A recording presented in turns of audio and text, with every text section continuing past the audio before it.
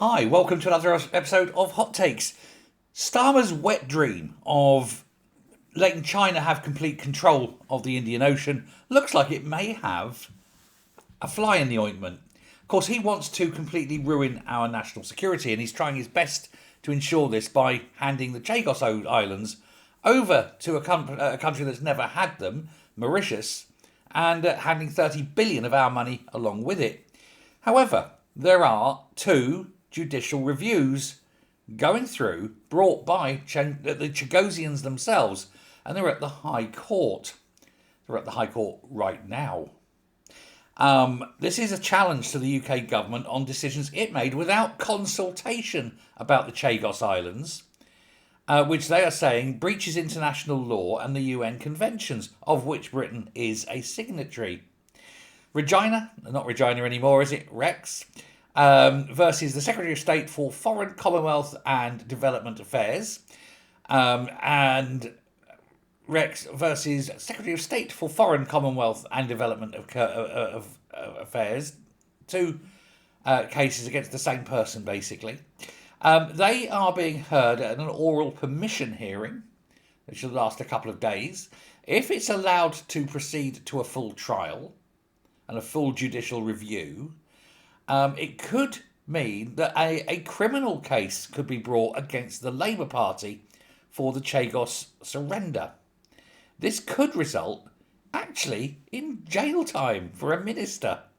It's that serious. The breach is that serious. This is a very, very serious law that's being breached because the ministers and the government think that they're above the law.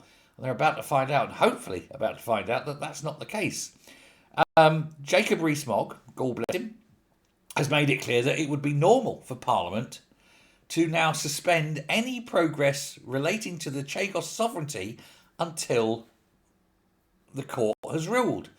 It said otherwise you run the risk of pushing things down a line which then have to be rescinded, often at embarrassment and often at great expense. However, there is another MP, Graham Stringer.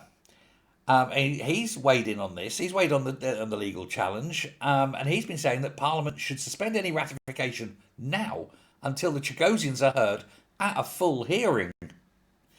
Anything else would not only be an affront to the Chagosians themselves, but it could be, as he says as well, it could be a breach of very serious international law.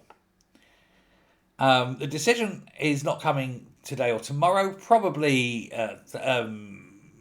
by the end of the week, probably Friday. The judges are in their judgely huddling and cogitating.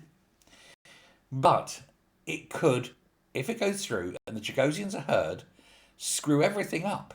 And they would then have to go back to Mauritius and ask for the £30 billion back.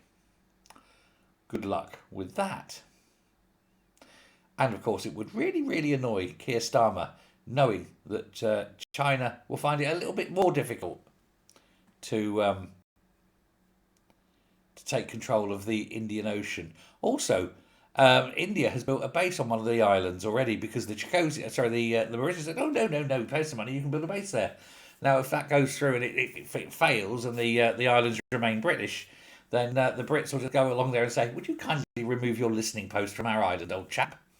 And the Indians will go, no, and then the Americans will just bomb the shit out of it. Oh dear.